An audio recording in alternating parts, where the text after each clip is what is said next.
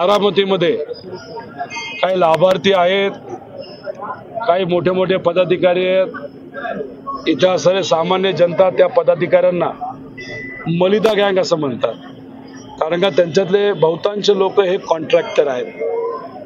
त्यांची कॉन्ट्रॅक्टरी चालावी यासाठी इथं कुठेतरी मायनसमध्ये या सुनित्रा वहिनी जाऊ नये यासाठी ते प्रयत्न करतायत। मग ते कार्यकर्त्याला फोन करतात, नोकरीवरनं काढण्याचा त्यांना धमकी देतात। पोलिसांची एखादी कारवाई करू, जुना FIR असेल तर तो बाहेर काढू। काही PDCC बँकचे पदाधिकारी सुद्धा, कर्मचारी सुद्धा प्रचारामध्ये समाविष्ट करण्यात आलेले आहे। दुर्दैव आहे, शेतकऱ्याची ती बँक आहे, त्यांच्यातून पण सांगितलं जातं की तुला लोन मिळणार नाही मिळणार।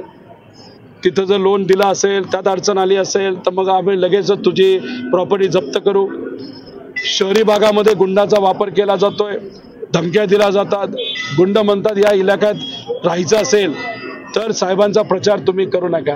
या सगळ्या गोष्टी होत आहेत, हे लोक आम्हाला सांगत आहेत आणि ही गोष्ट कुठेतरी चुकीची आहे। अशी प्रथा बारामती लोकसभा मतदारसंघामध्ये महाराष्ट्रात नव्हती, ती आज जर सुरू झाली आणि त्या प्रथेला जर यश आलं तर पुढे जाऊन विकास कुणीच करणार नाही, फक्त गुंडांना पाळलं जाईल, गुंडांचा वापर केला जाईल आणि दडपशाहीचं राजकारण हे वाढू शकतं।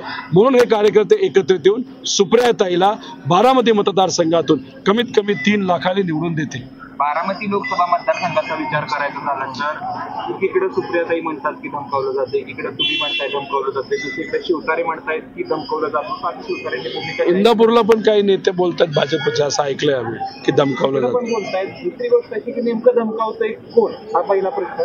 आणि दुसरा सुप्रियाताईंच्या विरोधात जो पक्ष आहे, अजितदादा मित्रमंडळाचा जो पक्ष आहे तो, त्यांचे लाभार्थी, तसंच त्यांना साथ देण्यासाठी ठराविक काही BJPची लोक आहेत, असे दोघं मिळून सामान्य कार्यकर्त्यांना, इथं असणाऱ्या स्वाभिमानी पदाधिकाऱ्यांना धमकावलं जातंय असं आमचं मत आहे।